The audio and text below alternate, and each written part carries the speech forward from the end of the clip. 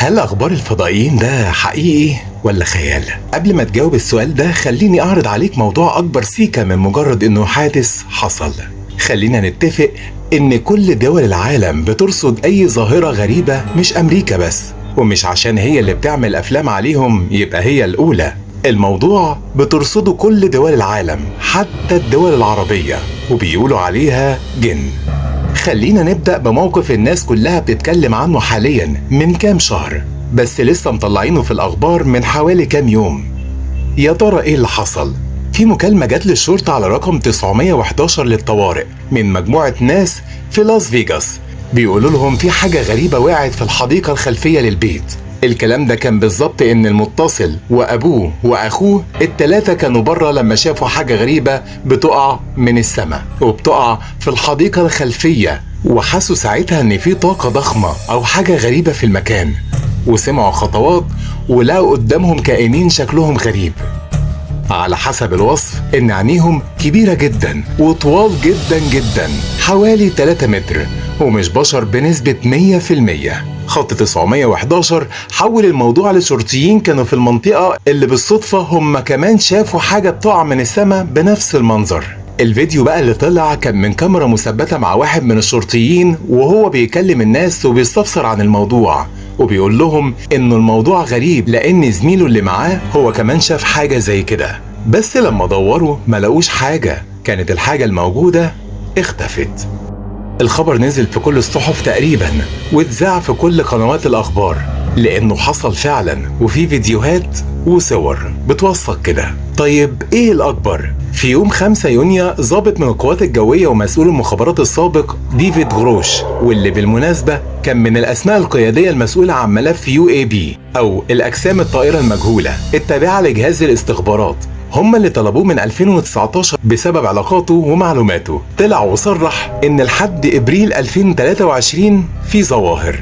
الموضوع كله هو داخله بدماغ حياديه وغير مقتنع اساسا، لانه داخل كراجل استخبارات وعالم فيزياء، اللي هو الكلام ده قشطه، كلام بيطلع في وثائق وحوارات، بس ممكن جدا تكون تجارب بتعملها الولايات المتحده في تطوير مركباتها وكده، يعني في السر.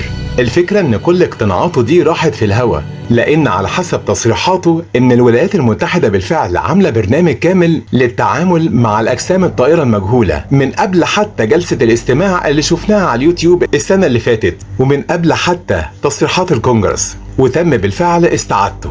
وركزوا في الحتة دي قوي، اجسام طايره وقعت واتحطمت، او اجسام كامله من تكنولوجيا غير بشريه لدراستها ومحاوله عكس هندستها لتطوير هندسه مشابهه ليها عندنا هنا. الاجسام الطايره دي مش بشريه ومش اي حضاره موجوده على الكوكب، وعلى حسب تصريحاته ان احنا 100% مش لوحدنا، وفي مع مؤسسات حاليه اجزاء كامله من الاجسام الطائره دي ومن اللي راكبينها كمان، وفي ملفات وصور مثيره للاهتمام جدا موجوده وموثقه بالفعل، وبصور غير قانونية ما تمش تقديمها حتى للكونجرس، ودي واحدة من الأسباب اللي خلته يتكلم.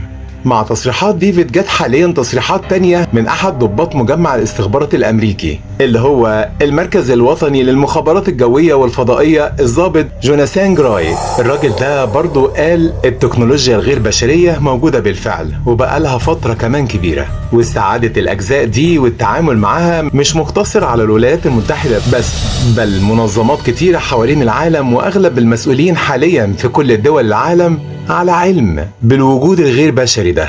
يليهم الضابط كريستوفر ميلون اللي عمل كنائب مساعد وزير الدفاع للشؤون الاستخبارات، واللي قال نفس الكلام، والتكنولوجيا موجودة واحنا مش لوحدنا، والولايات المتحدة مش الوحيدة اللي معاها المعلومات حاليا، بس الحجب العام للمعلومات حتى الآن عن العامة غرضها محاولة السيطرة على الوضع علشان ما يتسببش في ذعر عام، وعلشان التكنولوجيا والمعرفة دي ما تقعش في الإيدين الغلط، ومستنيين الفرصة المناسبة حاليا للتصريح. في ناس أكتر بكتير حاليا من داخل أعلى المنظمات الأمنية في الولايات المتحدة، سواء وزارة الدفاع أو البحرية وخلافه، بدأوا يطلعوا بالفعل ويشاركوا المعلومات علشان يحركوا العامة انهم يطالبوا بان الملفات دي يفصح عنها. وفي قلق في المجتمع علشان البرامج اللي بتتعامل مع الوجود الغير بشري ده بتتحجب المعلومات عن الكونجرس نفسه، واللي المفروض هيكون في جلسة جديدة للتصريحات دي علني قريب جدا. هسيب لكم التصريحات دي كاملة مع الديسكريبشن، وشوية تفاصيل هتبقى مفاجأة ليكم،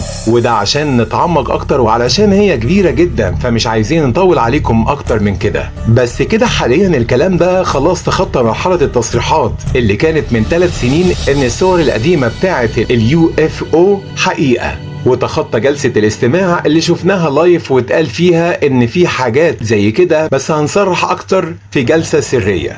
لاننا دلوقتي عرفنا اللي اتقال في الجلسة السرية دي اننا مش لوحدنا من فترة كبيرة، وان في وجود مؤكد للكائنات غير ارضية ولتكنولوجيا اكبر، وان التعتيم ده كله علشان الدول بتحاول تستغل الهندسة بتاعتهم في التطوير التكنولوجي عندنا، وفي صراع على المعلومات علشان ما تقعش في الايدين الغلط. ومن هنا هنجاوب السؤال اللي سألته اول الفيديو. مبروك يا جماعة، الفضائيين حقيقة خلاص. ابقوا اقروا التقرير وشوفوا فيديو ودوروا على الفيديوهات الحادث اللي حصل ده من أرشيف B11 لبسمة الخولي. أنا مصطفى فاروق، وده برنامج بعين المشاهد وسلسلة الغرفة المظلمة، ومساءكم فل.